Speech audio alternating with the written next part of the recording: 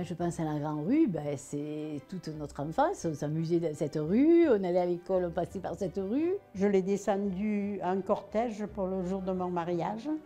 Mais elle représente pratiquement toute ma jeunesse, si vous voulez. Ah ben c'est la rue où j'ai toujours vécu, moi. On était tout le temps là. C'était comme des barrières en bois et il y avait marqué « Vive la République ». Je pense que c'est la plus belle. C'est le centre, c'est là où tout se passe. Ben, avant, c'était la seule rue quasiment. Le passage obligatoire, en quelque sorte. Tout le village était là, dans cette rue. Il n'y avait pas beaucoup de rues annexes. C'était la campagne, la garrigue, aussi bien à droite qu'à gauche. Pour moi, la Grande Rue, c'était le centre commercial, entre guillemets, mais c'était les commerces. Tout, il y a eu mon mariage là au milieu, il y a eu tous mes enfants, tout petits sont nés là, dans cette rue, à cette épicerie. La vie sociale et culturelle. J'ai enterré mon mari, on est passé dans cette rue.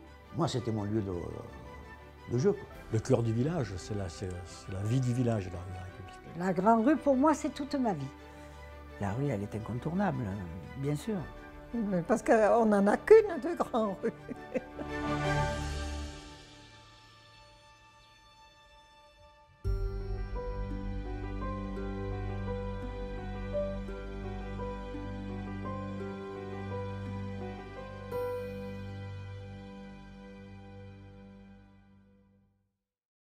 Donc la Grande Rue, c'était le centre du village.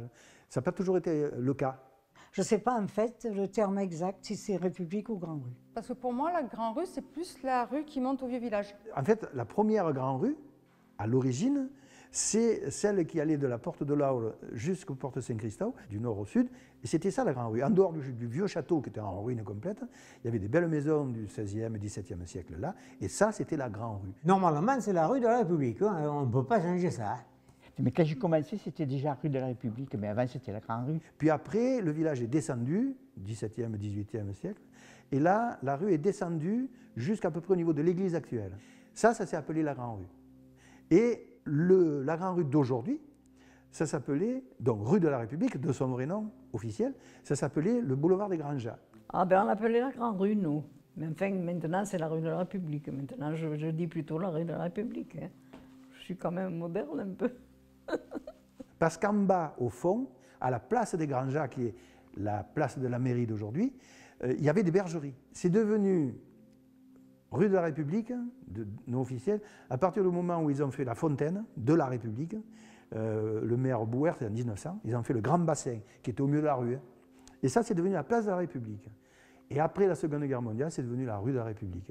Moi, je dis plutôt la Grande Rue. Oui, plutôt la Grande Rue. Mais tout le monde a continué à l'appeler elle, celle-là maintenant, la Grande Rue. Parce que c'était vraiment elle. Tout le village est descendu. En fait, le village, il n'y avait plus personne, quasiment plus personne, quoi. Et c'est ça qui a fait la Grande Rue. La nôtre, Grande Rue, rue de la République, donc, c'était ça. C'est celle d'aujourd'hui.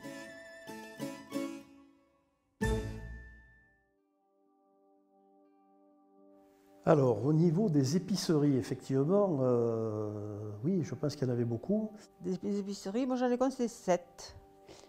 J'ai toujours dit 13, mais là j'ai exagéré un peu, je crois. Alors, moi, les épiceries. Moi, je me souviens des épiceries du Haut. Il y en avait une place de l'église. Quand on sortait de l'église, après le catéchisme ou je ne sais quoi, il y avait Madame Lunin qui faisait l'angle. Alors il était à l'angle de la rue en haut, là, sur la place de l'église, on va dire, complètement là. Thérèse Lunin, qu'on appelait Théré, qui était au coin en face de l'église. À l'heure actuelle, c'est tout fermé, mais à l'époque, c'était tout ouvert et c'était une grande baie vitrée avec une porte au milieu. J'ai souvenir des mussis qu'on appelle en provençal, où il y avait les pommes de terre, les tomates, des trucs comme ça. Un peu en plan incliné, c'était posé là et les gens se servaient. Alors Thérèse Lunin, qui était donc en haut du village, elle on lui a porté, ou je ne sais plus, il y avait quelqu'un ici, oui, qui avait des vaches. Et pendant longtemps, on allait chercher le lait chez ce paysan qui avait des vaches, mais après, elle vendait le lait dans son épicerie. Elle avait des gros bidons, des bidons de lait, que nous, on y allait avec notre petit pot, et on a acheté le lait chez elle. Ça, c'était sa spécialité. Et ma grand-mère, je pense qu'à cette époque-là, voilà, dans les années 70, elle a dû arrêter l'épicerie. En revanche, là où j'allais beaucoup, c'était chez Jeanne de la Rouge, dont on a dû vous parler aussi, qui se trouve où maintenant il y a la crêperie. Ça, je m'en souviens très bien parce que c'est là où on achetait les bonbons à la sortie de la messe. C'était qu'est-ce que je veux dire, un bazar. Mais c'est surtout qu'elle vendait des bonbons. C'était comme ça, on nous donnait toujours un peu de sous le dimanche, une pièce, la pièce du dimanche. Et c'était pour acheter des bonbons. Ah, les bonbons, il y avait les, comment on appelle ça, on appelait ça les petits pois, là, les bonbons verts. C'est les coquilles avec le sucre là à l'intérieur qu'on léchait, voilà ça. Les cocos, les tubes en verre, les tubes en plastique. Il y avait des boîtes de coco Boer. Jeanne de la Rouge était un petit peu handicapée, le temps qu'elle arrivait, histoire de gamin, quoi. Elle, sa spécialité, ce qui me revient en tête, à Jeanne de la Rouge, elle torréfiait le café, une petite machine dehors qu'elle tournait à la main. Ça parfumait tout le quartier, en haut du village, là, au croisement, c'était super.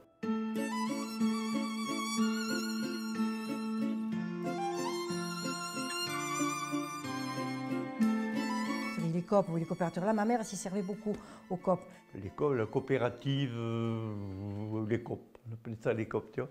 Les coopérateurs de Provence, voilà, la COP. Une épicerie qui faisait partie de l'époque d'un groupement, c'était doit être le début des groupements. Alors les COP, c'était le nom du magasin avec monsieur et madame Manoukian. Alors, c'était où il y a H maintenant, voilà. Mais on allait acheter tout, les pâtes, l'huile, tout. Monsieur Manoukian, c'était un Arménien, il arrangeait les chaussures, il était cordonnier, et puis ils avaient les coopérateurs. Puis là, il y avait le couple, alors que dans toutes les autres épiceries, en fait, c'était que des dames. Plus haut, on avait le Lion d'Arles. Alors, elle avait le commerce d'alimentation qui faisait supérette à cette époque-là, qui s'appelait le Lion d'Arles. Le Lion d'Arles, c'était le nom de la société. Il y avait plusieurs Lions d'Arles, comme dans les casinos ou les Auchan. Voilà, dans chaque village ou chaque petite ville, il y avait des Lions d'Arles. Elle s'est installée en 1954 et elle est partie en 1965. C'était la plus grosse épicerie, oui, des Galières, c'est sûr. Ben, c'était une grande pièce, un coin mercerie, un coin vaisselle, puis il y avait tous les vins. Après, il y avait le comptoir avec les fromages, la charcuterie, la viande, et puis tout le reste, c'était des légumes, des conserves, voilà. Après maman, il y a eu encore le Lion d'Arles, jusqu'à ce qu'il ferme, c'est-à-dire il a fermé le Lion d'Arles, je crois, dans les années 70 ou 68. Et puis après, il y a eu le Crédit Agricole, et puis après, il y a eu Paulette. Après, ben donc, il y avait l'épicerie, une autre épicerie où il y avait Roselyne Villard. Alors, cette épicerie, quand on l'a achetée, c'était vraiment même très vieux. Il y avait 12 tapisseries qui avaient été collées l'une sur l'autre. Et la 12e datait d'au moins 30 ans. Et c'était sale. Mais c'était tout plein de crasse. Et je vois toujours dans la petite vitrine qu'il y avait, la propriétaire, Félicie Rousset, mettait des grappes de raisin qu'elle avait à sa vigne. Alors, elle vendait ces grappes de raisin, et ce qui nous faisait rire, c'est qu'elle ajoutait à chaque grappe un bon morceau de sarment, avec des feuilles, comme ça coûtait plus cher, ça pesait plus. Enfin, cette épicerie était vraiment la plus vieille, la plus moche, la plus sale. Les gens me disaient, mais tu es folle de prendre ça. Et donc, on a acheté ça à notre mariage en 1959. Moi, je l'ai appelé l'alimentation provençale. Mes clients, c'était tout le village et surtout, ce qui était très important à cette époque-là, dans les années 60, on commençait à arriver les étrangers, entre guillemets. Le premier, ça a été M. Guerrier, qui était un grand peintre, et ça a été mon client favori. Il est venu de suite chez nous. C'était un client extraordinaire, ça a été le premier qui nous commandait des caisses de champagne.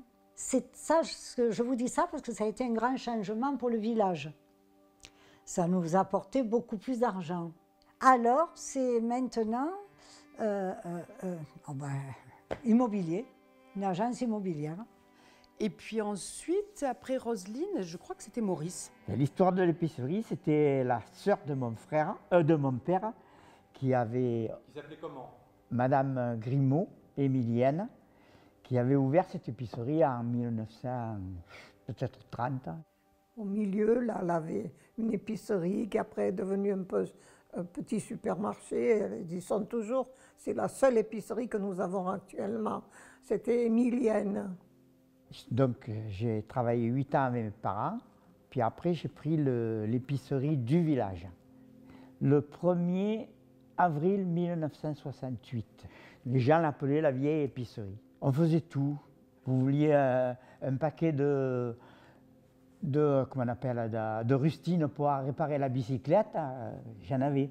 Est-ce que tu as une burette d'huile pour que ça coince, que ça graisse?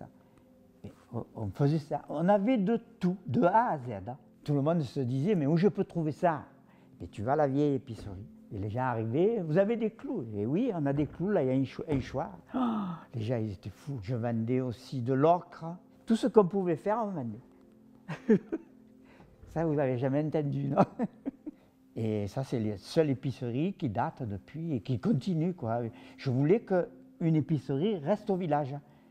J'aurais pu la fermer, faire des appartements, ou... Non, non. Il faut qu'il reste une épicerie au village. Et elle y est toujours. De l'autre côté, il y a encore, dans le bas, là, où il y a la...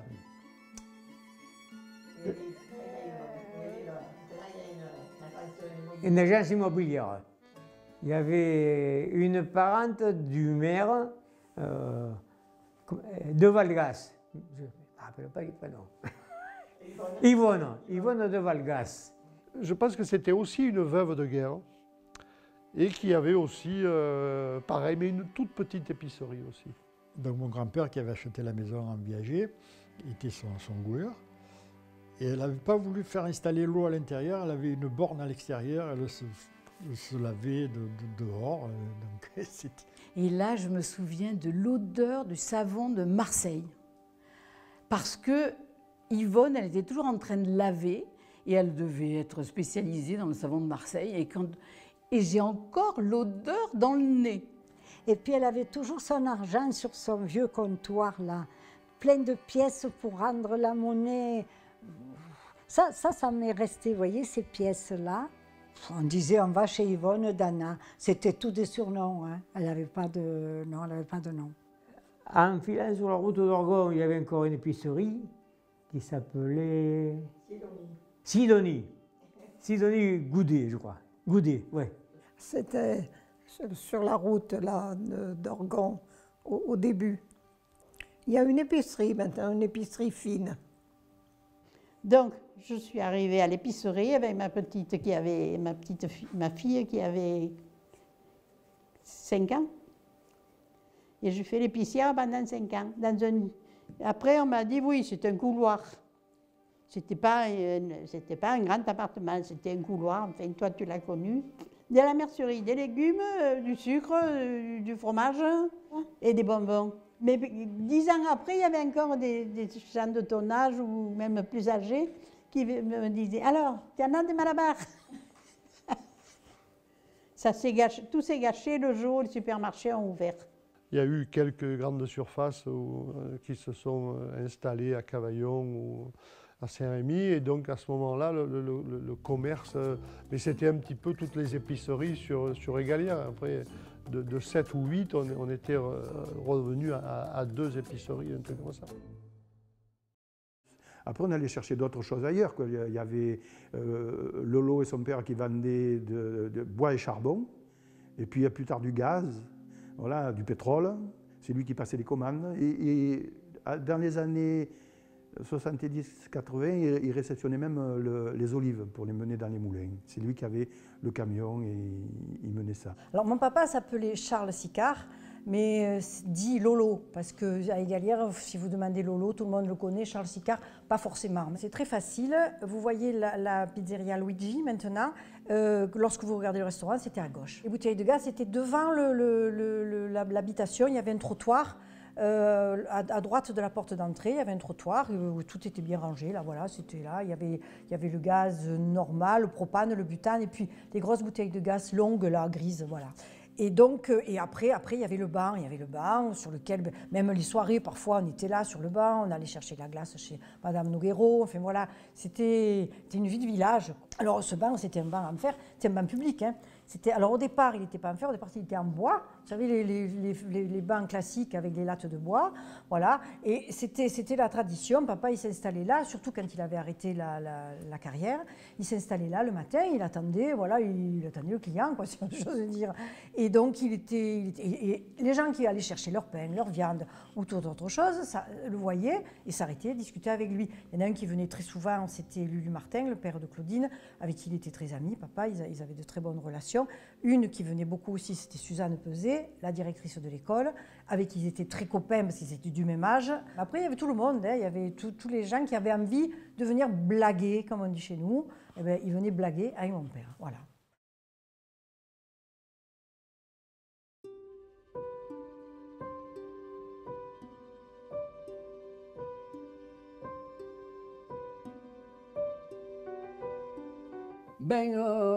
Donc il faudrait que je commence un peu plus avant, parce que mon père, il a été prisonnier. Et à la Libération, il a été libéré par l'armée rouge. En 50, donc, ou 51, il est revenu au village parce que ma mère avait hérité de la maison de sa tante, je parle là de la maison Arnaud. Et là, il a installé une petite pompe à essence.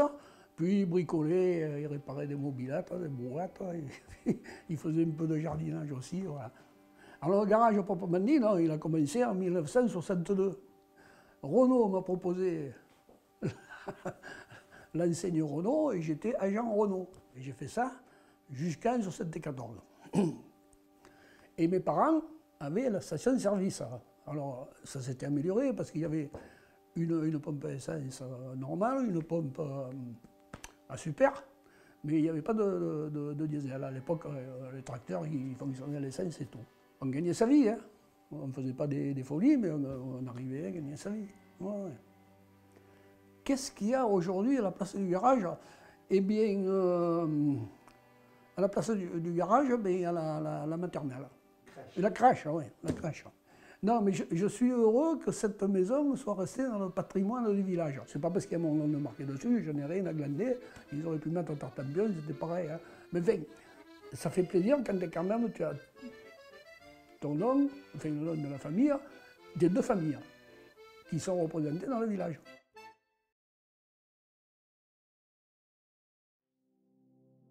Alors, moi, j'ai connu au moins 2 coiffeurs. Je pense qu'il n'y en avait peut-être pas d'autres. Hein. Mais il y en avait 2. Il y avait mon grand-père, donc, et Roger Montagard, qui était un peu plus haut, lui. Et donc, il y en avait un pour les anciens et un qui se coiffait un peu plus jeune, disons. Alors, le coiffeur, en partant d'en haut, il y avait le père Montagard. Il s'appelait Roger Montagard. Voilà. Il a été apprenti à Plan d'Orgon coiffeur. Et puis après, en 48, fin 48, il a acheté la maison qu'on a. Il s'est installé comme coiffeur. Monsieur Montagard, en haut, c'était que pour les hommes. Par contre, c'était un étranger, mon père. Ah, pourquoi? Ah, parce qu'il était né à Monégès. À l'époque, c'était pas un pur galéroi. La maison n'a pas changé, c'est la maison qui jouxte le marchand de journaux. Mais la devanture, il y avait la grande fenêtre qui est à l'heure actuelle. Il y avait une petite porte qui est pour éviter de rentrer par le salon pour avoir accès aux appartements. Donc c'était un couloir. Et le salon était relativement petit. Il y avait 2 lavabos et 2 fauteuils tournants.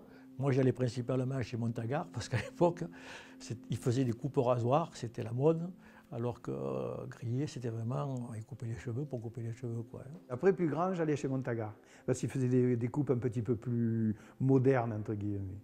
D'où son surnom, Merlon. On l'appelait Merlon, parce qu'il paraît qu'il faisait des coupes à Marlon Brando, et c'était devenu Merlon. Son surnom à lui. Alors Marlon Brando, il faut voir, c'était une grande mèche comme ça, là, bien séparée. C'était les cheveux alisqués. Là. Bon, alisqué, c'est gommé. Hein. Bon, lui, il faisait le coiffeur, mais bon, c'était pas vraiment son métier, il le faisait comme ça. Mais il faisait aussi apiculteur.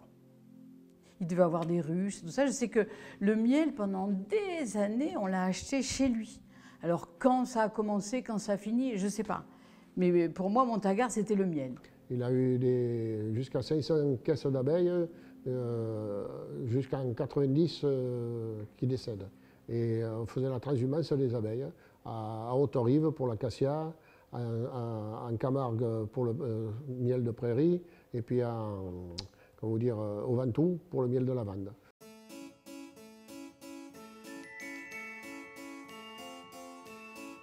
Et, attends, j'ai oublié l'autre coiffeur, parallèle à la route, Pélissier Marius, dit Grillet.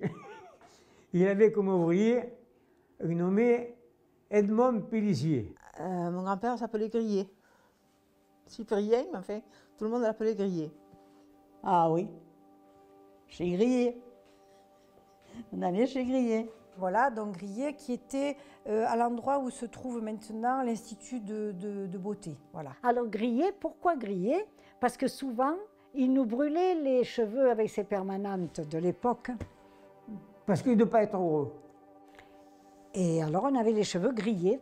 C'était, à mon avis, ça n'est pas de source sûre, mais je pense que comme il avait le teint très très basané gris, le teint méditerranéen en fait, la peau un peu sombre, le grillé en provençal c'est un petit grillon noir. Donc voilà, je pense le surnom de... L'origine de son surnom. C'est vrai que les garçons, quand ils y allaient, que ce soit mon cousin ou Luc, voilà, bon, c'est-à-dire c'était la... Voilà, on ne disait pas non, je voudrais. Non, pas du tout. C'est-à-dire on vous coupait les cheveux très courts et ouais, c'était comme ça. Un jour, ça allait me faire couper les cheveux. Il m'aurait mis un bol sur la tête et puis après il coupait tout le tour et dessus ça restait. C'était l'époque. Grillé, il nous raclait complet, quoi. On avait vraiment les coupes à l'ancienne, où il ne nous restait plus que les cheveux sur la tête en haut. Et voilà. À partir de 12-13 ans, on ne voulait plus ça. Alors mon grand-père lui coupait les cheveux, hein, et ma grand-mère, elle faisait les mises en plis. Ils se disputaient d'ailleurs tout le jour avec. Sa femme, c'était aussi une figure du village, hein. Mon Dieu, mon Dieu, mon Dieu. Elle était toujours en retard, elle mettait un temps infini pour nous faire le shampoing. Ça durait des heures. Alors elle avait pas assez d'eau chaude, elle allait faire chauffer. Mais tout ça, ça faisait partie de notre vie. Voilà, ce coiffeur, il faisait l'homme, femme. Toujours énervé, on ne sait pas comme il a jamais coupé quelqu'un avec son rasoir. Oh, il n'était pas calme, il était très vif, mon grand-père. C'était une boule de nerfs. Hein. Il était toujours speed, toujours. Mais c'était quand même le coiffeur principal. Ah, les boulangeries, il y en a toujours eu deux. On a toujours eu deux boulangeries et qui travaillaient bien. Il y avait Noguero dans la petite cour à côté du bar du centre. Et dans la rue merde, la petite rue du Vendôme, pas la rue de merde. Hein. Il y avait Farceur, monsieur Farceur, célibataire et tout. Super bien. Mais tout était bon, tout était fait là, le matin, toute la nuit, travailler tous les deux boulangers. Et ça c'est aussi un lieu de rencontre, les boulangeries. Hein. Le matin, c'est incontournable. Avant le coup de rouge du bar.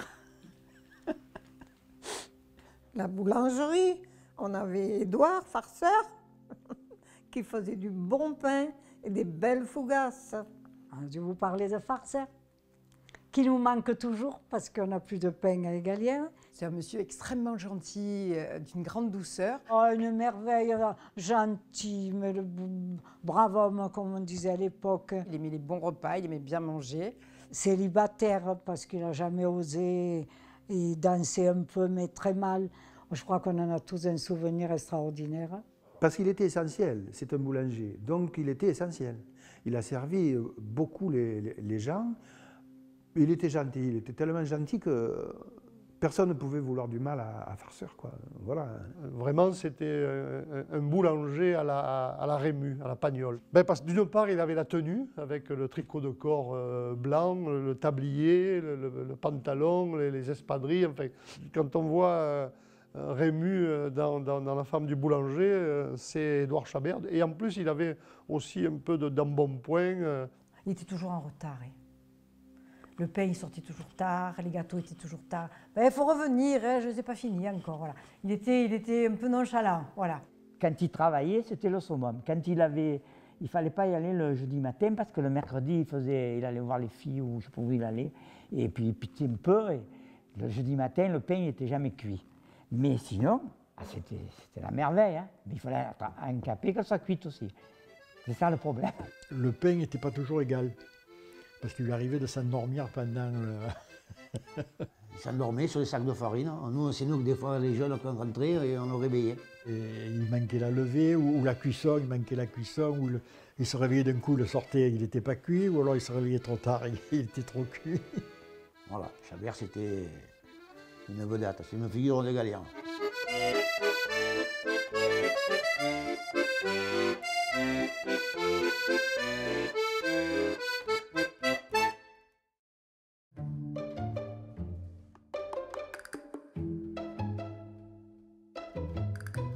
Oh, Abel Bourri, c'était un vrai Provençal, hein. Il aimait bien blaguer, il aimait bien raconter des histoires.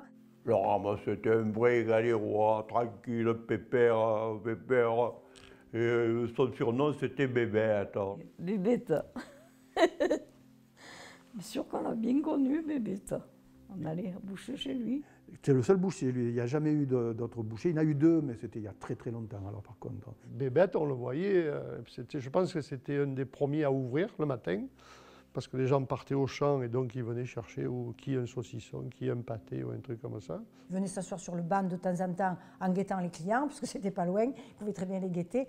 Et voilà, moi j'ai un souvenir d'un bonhomme jovial, sympathique et jovial, voilà. Il faisait de charcuterie très très bonne, très simple, et super bonne. Qu'il faisait lui-même, son boudin, ses saucisses. Oui, oui, il avait de la très très bonne viande. C'était un très très bon boucher, oui, ça, alors là... Il avait de la bonne viande, lui, il prenait l'agneau, C'était bon, si c'était maintenant qu'on voit ça. Ce serait une catastrophe. Et puis les premiers touristes rupins qui venaient...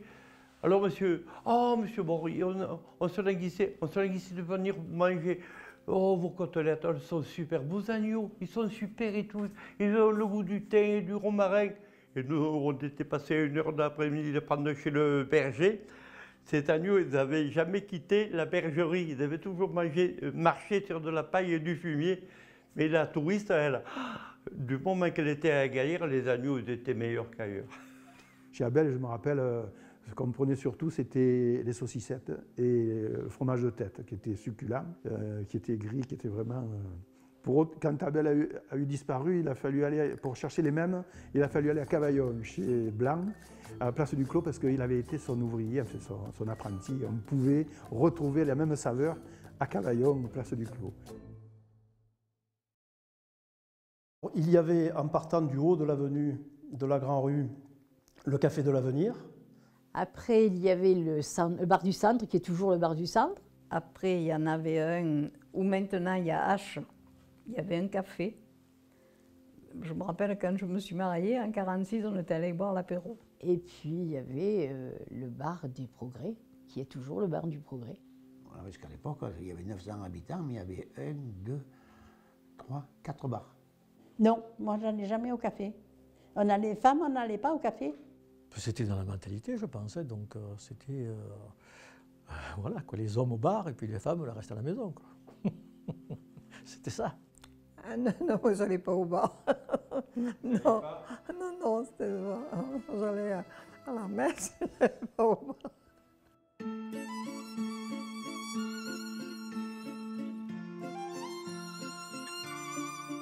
Et il y avait après le Café de l'Avenir où il y avait monsieur et madame Bourgeois et Jean-Jacques, notre ami d'enfance, notre copain, tout ça. Donc ça, c'était à l'adolescence. Alors mon papa achetait un bar, tout ce qu'il y a de plus banal dans un village. On appelait ça le bar d'en haut. Le bar de l'Avenir, c'était pas son nom pour nous.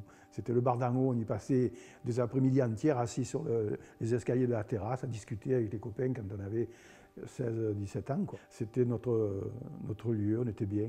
Il y avait un auvent en tôle ondulée, avec une frise en tôle. Il y avait des chaises en tube noir avec les barreaux de couleur, jaune et rouge. Il y avait 2 vitrines, une porte centrale. Devant la vitrine de gauche, il y avait le congélateur pour les glaces. Alors c'était un bar qui faisait effectivement librairie et qui avait ce qu'on appelait le caveau, c'est-à-dire une cave en dessous. C'était derrière le bar et Jean-Jacques l'avait aménagé à l'époque, à la mode de l'époque. Et là-dedans, on a mis un baby-foot, 2-3 flippers, voilà, dans toute une partie, ce qui fait qu'on pouvait danser, on pouvait, voilà, et c'est devenu vraiment le lieu de réunion de toute l'adolescence des Galiens. Et donc c'est là qu'on a commencé à danser le twist, le jerk, le Madison. On y a dormi. Et nos parents venaient passer, ils me disaient, il est là? Oui, ça va, il est là. Madame Bourgeois disait, oui, ils sont là, ils ont passé la nuit. Ils risquent rien. Oui, quand on dormait là, le matin, ma maman descendait, comptait combien on était pour préparer les petits déjeuners. C'était comme ça. On a été vraiment gâtés. Bah, le bar, je ne sais pas quand il s'est arrêté exactement, parce que mon père est parti, c'était un bar avec une librairie dedans.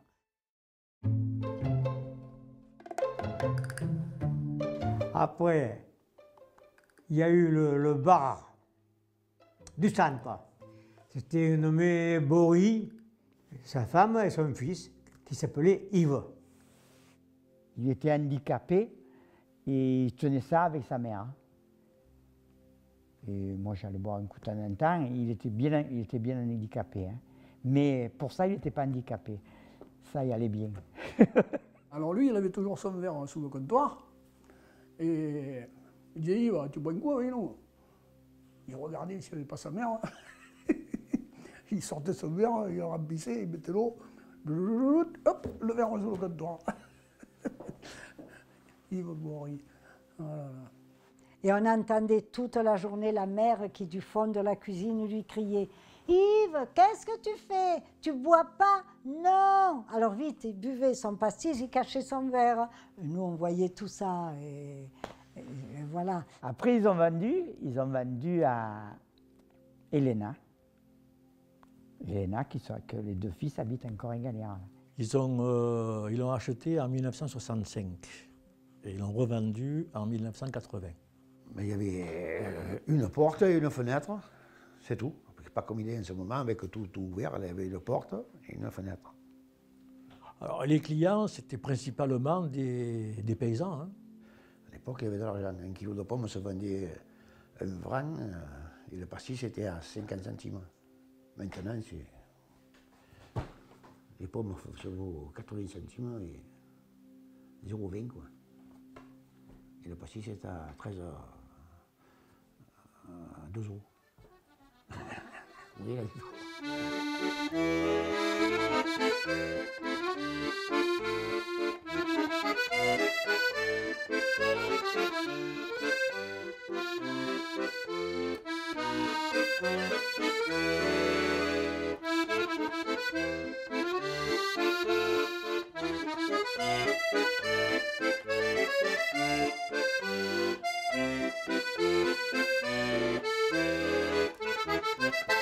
Et puis on s'est dit pourquoi pas faire, parce qu'il y avait le terrain qui existait, mais enfin le terrain il fallait voir ce que c'était. Hein.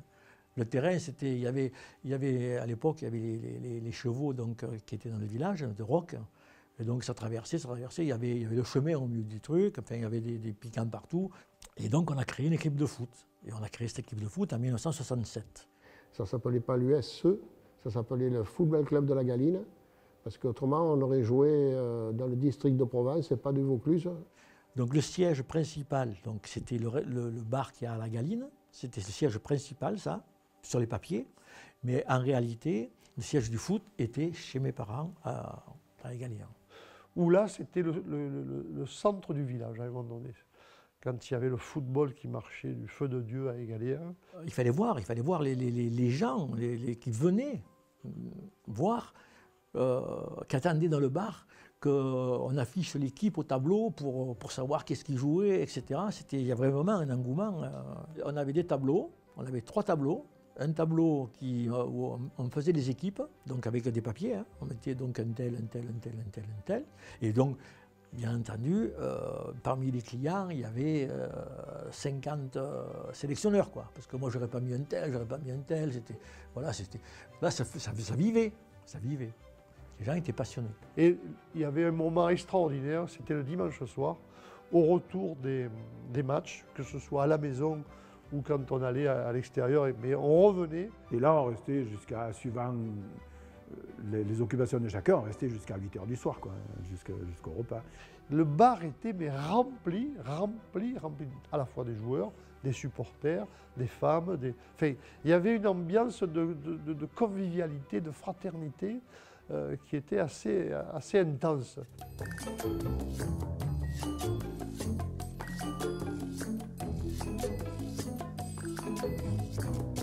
Là où il y a H maintenant, il y a un morceau là où c'était un café chez Laurence qui faisait à manger aussi. Elle faisait un peu restaurant, de bonnes daubes, de bonnes tomates farcies. Laurence Roch. Laurence Roch. Elle faisait manger. Elle faisait surtout des repas pour les travailleurs saisonniers, pour les voyageurs de commerce, des choses comme ça. Moi, je me souviens être allée chez Laurence lorsqu'on allait faire les lotos, en particulier le loto de la paroisse. Le loto de la paroisse se passait toujours chez Laurence.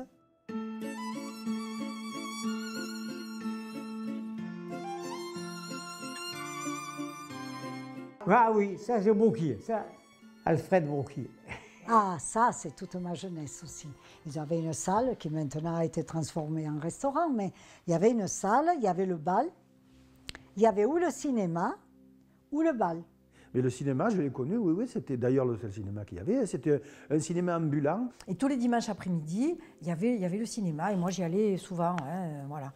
Alors c'était une vraie salle de cinéma.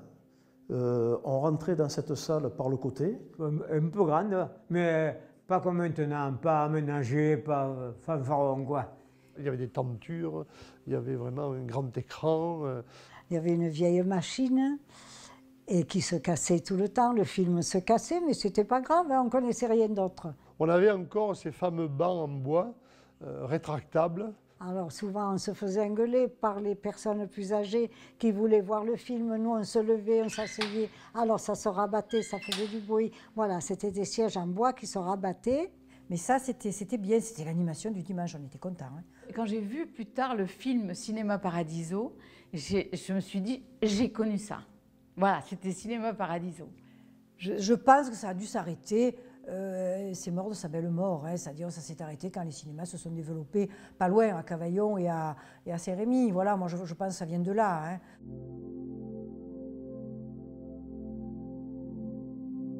Enfant, tous ces bars se réunissaient pour faire les lotos. C'est-à-dire que les lotos se faisaient là. Il n'y avait pas de salle des fêtes. Donc... Ils avaient une sorte de système où, avec des micros, il y en avait, chez Laurence, ils tiraient les ballottes et puis après ça se diffusait dans les... Et les numéros, écoutez, puis après quand il y en a un qui criait, hop, le bar du Café du Centre à gagner ou le Café du Progrès, ou voilà. Tout ce qui était à loter était généralement des animaux vivants, des dindes, des poules, des canards. Il y avait des animaux pendus morts, des canards, des trucs comme ça, et c'est vrai qu'il y avait des dindes ou des coqs ou des trucs comme ça dans des caisses grillagées où il y avait l'animal vivant, surtout des dindes. Et le grand concours de Volotte, il y avait un agneau à gagner. C'est parce qu'à l'époque, tu avais le droit de mettre des animaux vivants. Donc moi, je vais le voir, le petit agneau. Il est dans deux mâles. Mais et après celui-là, bon, celui-là qui l'a gagné, il finissait un gigot. Il pouvait même y avoir, alors bon, ils n'étaient pas là, mais c'est arrivé que le club taurin dise on a un petit taureau. Et les taureaux, les taureaux, ça c'est autre chose. Il n'était pas sur la terrasse. Hein. Il a fallu le porter après. Donc du coup, oui, les gens partaient avec leurs volailles et puis ils les faisaient les tuer, les dépecer, les faisaient cuire et manger.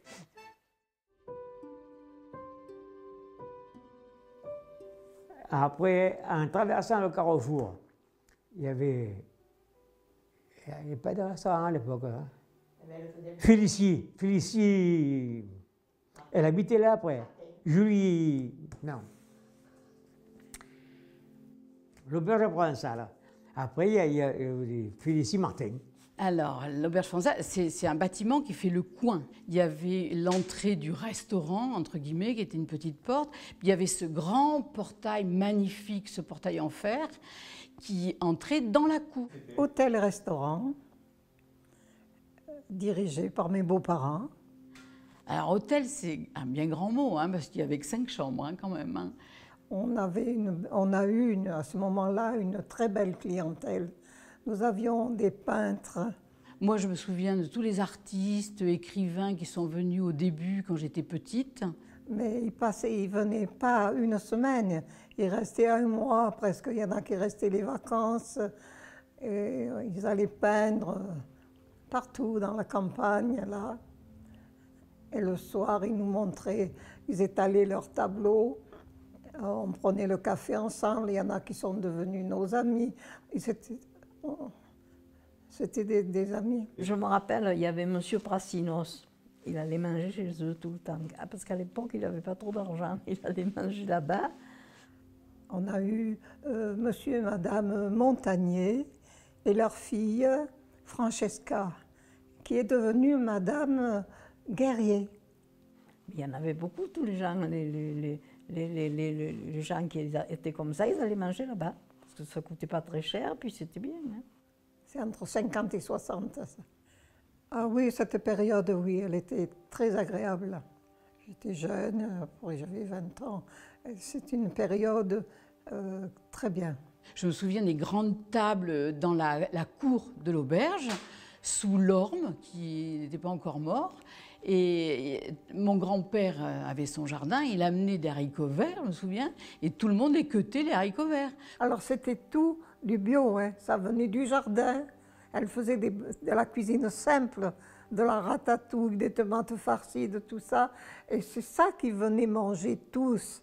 De la daube, la soupe au pistou, la ratatouille. J'ai jamais mangé une ratatouille aussi bonne que celle de ma grand-mère. Jamais, j'ai jamais retrouvé. Voilà, j'avais ces odeurs de cuisine avec des saveurs, que ce soit du thym, du romarin, enfin l'ail, voilà, des choses qui font que c'est voilà, c'est la cuisine en Provence. Ce que ma belle-mère faisait, la veille de Noël, de toute façon, on mettait une grande table dans la salle à manger et on mangeait tous à la même table. Et ça, les gens, personne ne le refusait. Comment dire? Je veux dire, les Égaliérois, c'était un peu approprié, c'était notre maison. L'auberge, c'était à nous, quoi. Bon. Et c'est vrai que lorsqu'elle a été vendue, je crois que ça a été quelque chose de douloureux pour tous. Aujourd'hui, c'est un monsieur riche qui l'a acheté pour ses amis, c'est ce qu'on m'a dit, mais je ne sais pas qui c'est. Et c'est toujours fermé. C'est fermé. Ça a été acheté par des gens, sûrement par des gens très riches, qui ont fait des travaux formidables, donc c'est devenu sûrement très beau et très confortable. C'est au centre du village et c'est fermé. Et c'est fermé.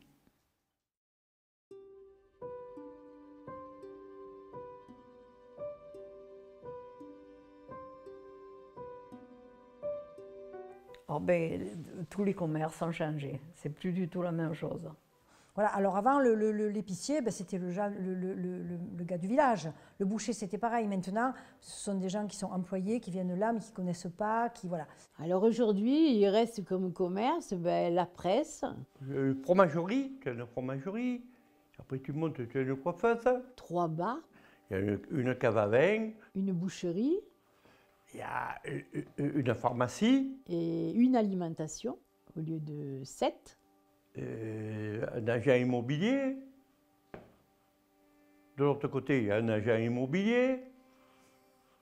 Et puis, par contre, il y a beaucoup d'agences immobilières.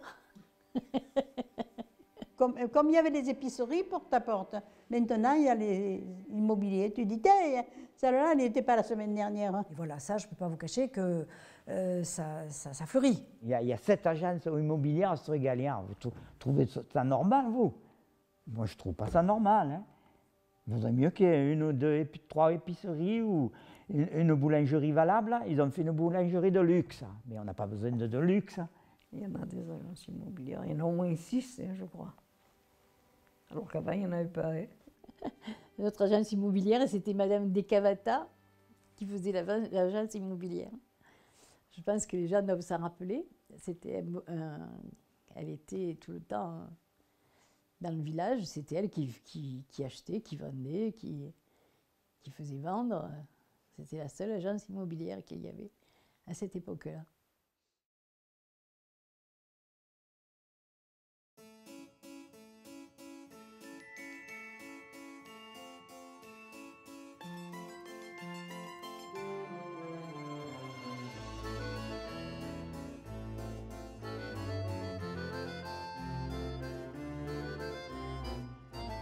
Friquet, ah, là il y a un numéro là aussi.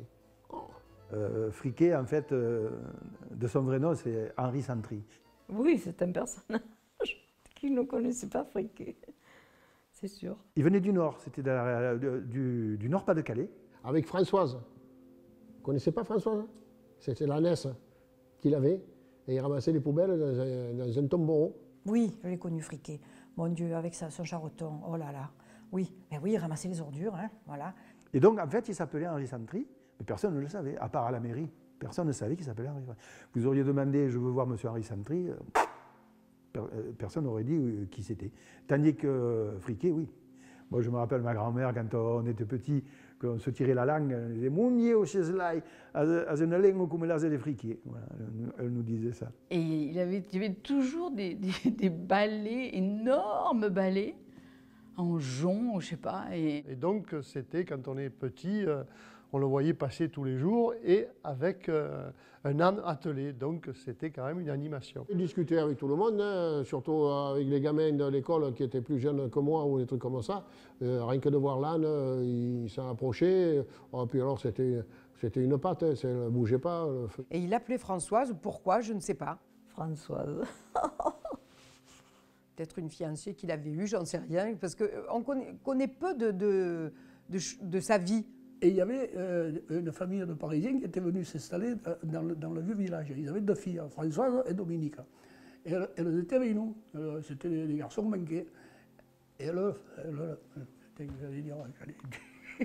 elle l'emmerdait tellement, ce pauvre Friquet, qu'il avait baptisé son ânesse Françoise. Et mais on a pu le faire chier, ce pauvre type. Mais il n'était pas énervé, il faisait son boulot. Si, il vous péter. Voilà. Mais il était toujours en train de râler. Et la mairie, ils me font faire ça, il faut le défaire, il faut le refaire. Oh, Friquet, tu as fini de...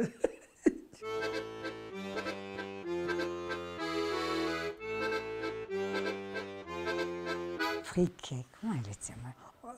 Friquet. Eh bien, je crois que... Attendez, parce qu'il faut que je me souvienne quand même. Hein.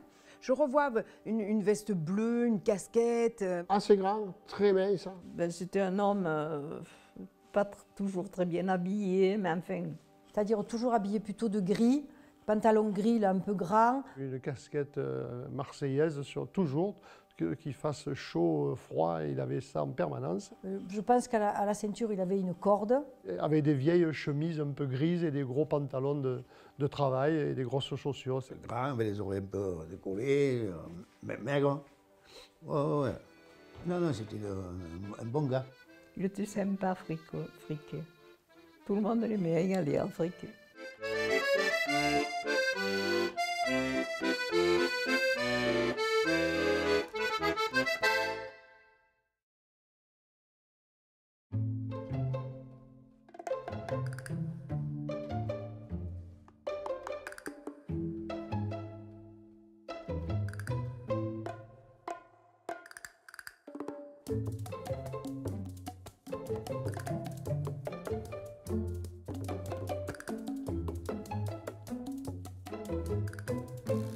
Ah ben la Saint-Laurent, c'est la fête votive du village. Voilà. C'est la grande fête du village. Au mois d'août, le 10 août à peu près, c'est Saint-Laurent. C'est un moment de rencontre en se détachant des problèmes du quotidien.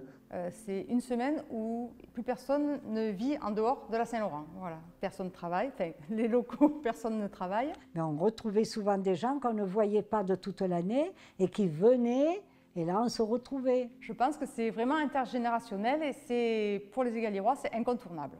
Mes parents faisaient pratiquement la moitié de la recette de l'année pendant la fête de Saint-Laurent. Pendant 3 jours, après c'est venu à 4. Il y avait des concours de boules, mais ça ne durait pas jusqu'au mercredi comme maintenant. Ça s'arrêtait le mardi soir, avec la pégoulade et le feu d'artifice.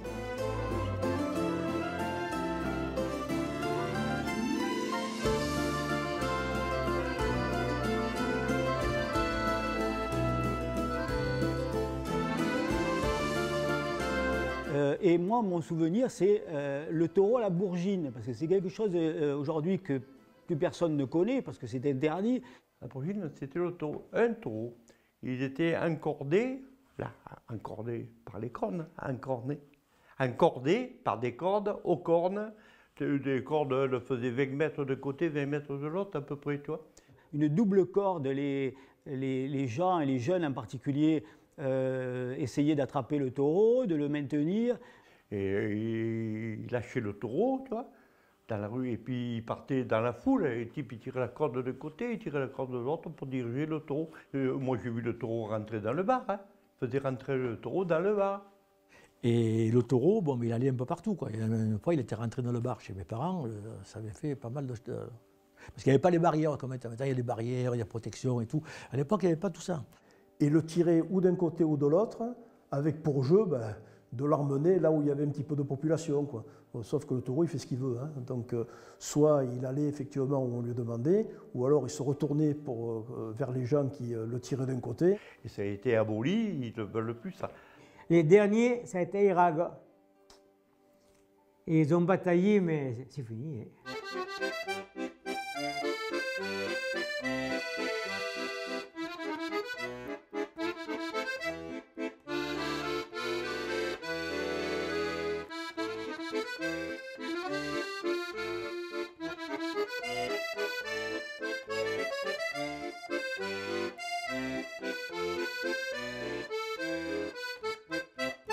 Pour Saint-Laurent, bon, maintenant il y a des manèges, etc. À l'époque, il y avait un tir qui était justement dans la rue de la République. Hein.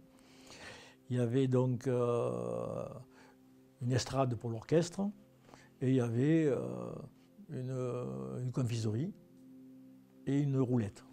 Voilà. C'était le truc, c'était vraiment ça. Et ça se passait que là.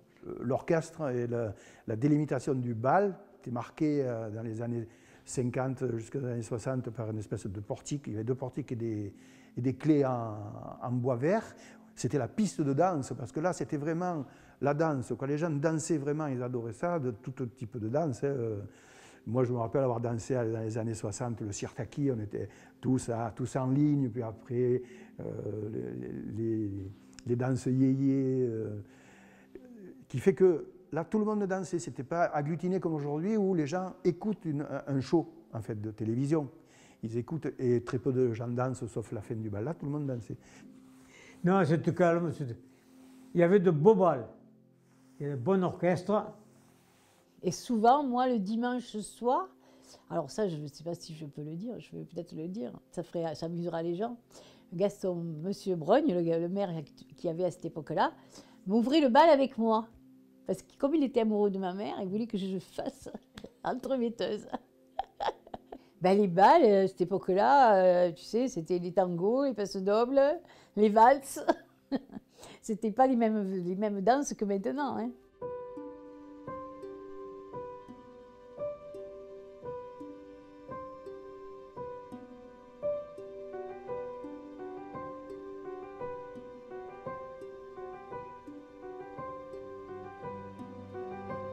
Oui, alors les fêtes de Pâques à Égalière, c'est un petit peu différent des autres communes. Alors le mardi de Pâques, c'est notre fête à nous. Le mardi de Pâques, c'est qu'à Égalière. Hein. Parce que le maire avait le droit de donner une journée par an. Et le maire d'Égalière donnait la journée du mardi de Pâques, donc c'était férié. Et comme ça, tout le monde pouvait y aller. Et maintenant, tout le monde travaille, donc il y a moins de monde. C'était souvent comme ça, les vacances de Pâques finissaient le lundi. Le mardi, l'école reprenait dans les autres pays. Parce que le mardi de Pâques, c'était le pèlerinage, le Roumavadge, comme on l'appelait, à Saint-Sixte. Ça, c'était fantastique aussi. Ça se perd tout doucement. Alors pendant ce Roumavadge, ce pèlerinage, donc on partait de l'église. Alors moi j'étais, comme beaucoup de mes copains, on était enfants de chœur, on partait en procession depuis l'église Saint-Laurent. Ils partent de l'église des Galères, ils sortent de Saint-Sixte, tu vois. Donc il y a les prieurs de Saint-Sixte qui portent le Saint. On était habillés en aube blanche, comme tous les enfants de chœur de l'époque, et on marchait en tête du cortège, en tête avec un porte-drapeau. Ensuite, derrière, il y a le curé, bien sûr, les enfants, souvent, et tout ça, les arlésiennes. Avec les tambourinaires. Alors, beaucoup de femmes à Égalières s'habillent en arlésienne. Moi, je me suis habillée pendant de nombreuses années en arlésienne. Il y a des habits dans les familles, les gens qui gardent les habits, et quelquefois, ils ne les mettent que pour ce jour-là, hein, même pas pour Saint-Laurent. J'allais à Saint-Sixte, quand je ne peux plus marcher, avec des talons aiguilles comme ça. Soit on montait sur les dos avec les gardiens, derrière le gardien, soit on défilait à pied. Et de l'église Saint-Laurent, on allait à pied, on descendait la grande rue jusqu'en bas. Quand les premiers arrivaient à Saint-Sixte, les derniers, ils étaient au bar du Progrès, là-bas. Sur 1 kilomètre, il y avait, parce qu'il y avait les gens des Galières qui suivaient en même temps. Le défilé, c'était énorme. Personne n'allait là-bas attendre. Maintenant, ils y vont tous en voiture attendre là-bas. C'est dommage. Jusqu'à la chapelle Saint-Sixte, où avait lieu un office religieux à l'extérieur de la chapelle, bien sûr, parce qu'il y avait un grand concours de peuple, on disait à cette époque-là, un grand concours de peuple qui assistait à cette manifestation. Mais c'était plutôt religieux. Pour aller faire la prière pour qu'il pleuve et que les récoltes soient bonnes. Bon, ça c'était à l'époque, et maintenant, pour qu'il fasse beau l'été et un peu froid l'hiver, et qu'il pleuve au printemps et à l'automne, c'est très bien. Donc après, au retour de Saint-Sixte, il y avait les danses folkloriques qui se faisaient sur la place de la mairie. Et l'après-midi, il y avait les fêtes sur le stade, les jeux de gardiens et tout, tu vois. Ça durait tout l'après-midi. C'était une époque où il y avait encore des jeux de gardiens, attrape-foulard, des machins comme ça. Et donc après, nous, on était sponsorisés par Martini. Alors là, avec toutes mes copines, vous voyez, ça amuse beaucoup mes jeunes quand je leur dis qu'il ne faut pas boire. J'avais 17 ans, on était déjà au Martini. Ben voilà. Et puis il y avait le bal, dans la fameuse salle de Bouquier. Mais on ne se retrouvait que deux Égalérois et Égaléroises. C'était en famille. C'est là que les jeunes des Égalières se sont rencontrés puis se sont mariés entre eux. À l'époque, ça se faisait comme ça. Il y avait toujours les mamans qui amenaient leurs filles, assises sur des bancs tout autour de la salle.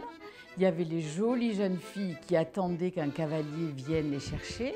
Alors, le mardi de Pâques, tout le monde étrenait les nouvelles toilettes, aussi bien garçons que filles. Oh, je trouvais ça merveilleux. Pour moi, c'était un bal. C'était Vienne, quoi.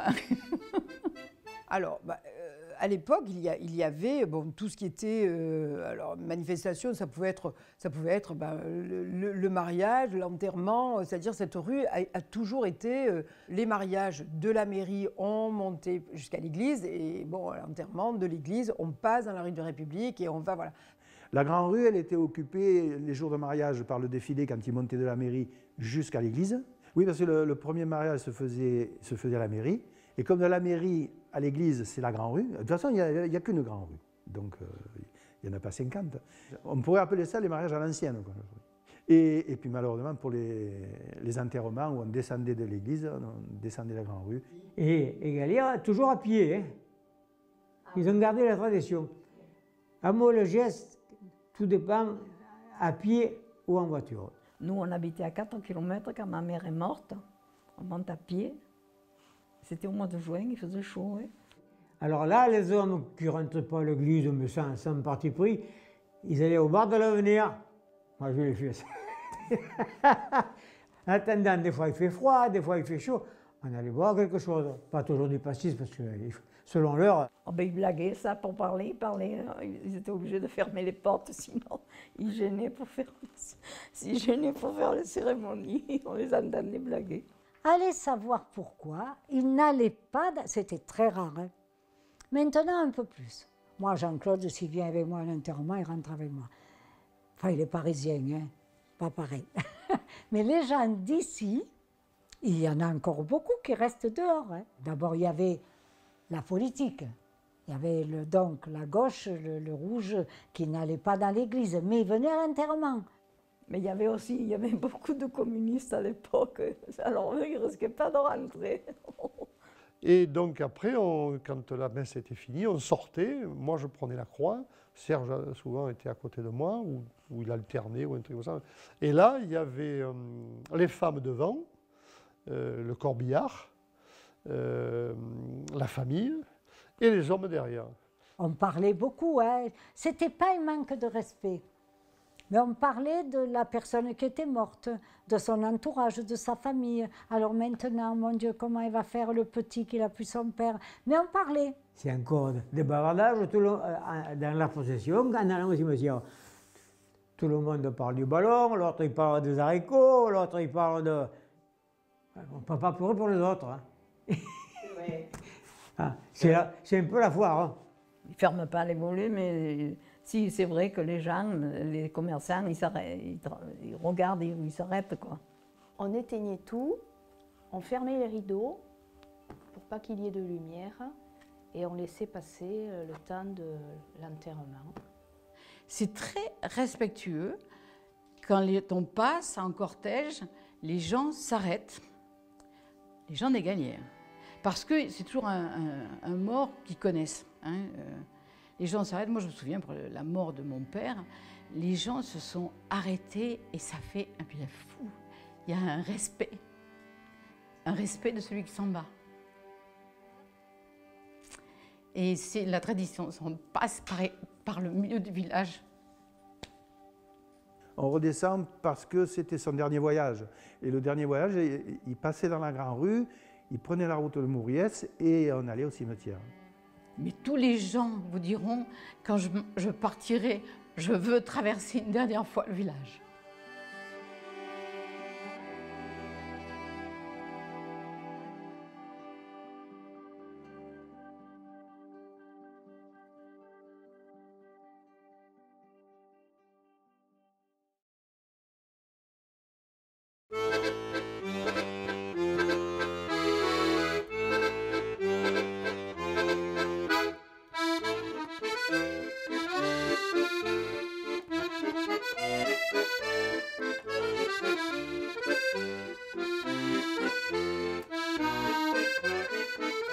Alors, le bal du haut, c'était le bal de la pierre ronde.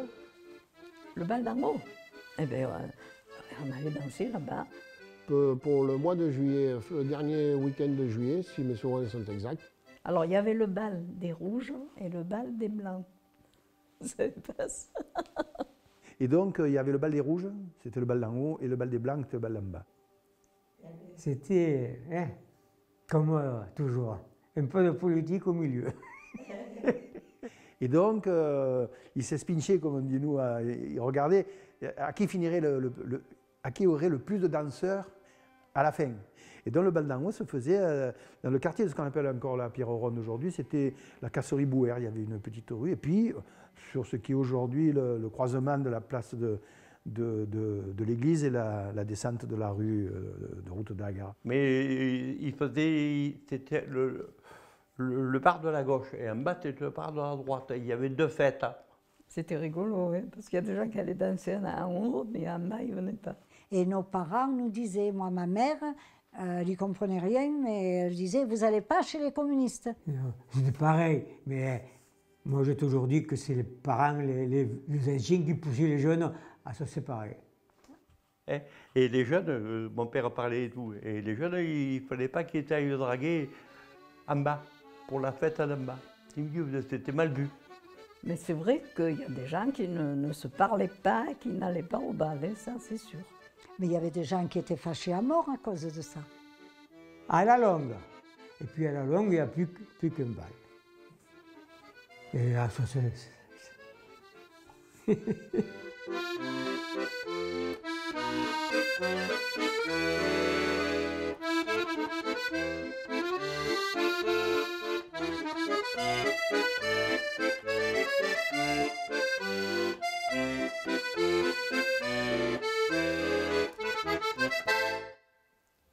Ça n'a rien à voir, la vie d'avant et la vie de maintenant. Alors, je suis un petit peu nostalgique, oui, parce que dans mon cœur, Égalières, c'est resté le plus beau village de France et même, je dis souvent du monde, mais avec un peu d'exagération. Il me reste qu'on a vu beaucoup de décès, beaucoup de gens partir, et que c'était des gens formidables. C'était des agriculteurs, des gens pauvres, mais pas misères. Qu'est-ce qui me reste à cette époque? Du bon temps. Beaucoup de choses quand même, beaucoup de gens que j'ai beaucoup aimés. Mon épicerie reste toujours dans mon cœur. Je n'ai que de bons souvenirs de l'époque, de cette grande rue. C'était harmonieux de vivre à Égalières. Il faut qu'on arrive à garder ça. C'est-à-dire qu'on n'aime pas que les murs, que l'esthétique. On aime les gens aussi. Si on n'arrive pas à faire ça, je pense que la vie de village peut partir. Mais il y a quand même encore beaucoup de bienveillance dans le village. Voilà, c'est ça, la rue, c'est justement ce qui fait encore ces commerces et qui font encore l'attrait de ce village et qui nous réunissent. Hein. Nous, on est les survivants.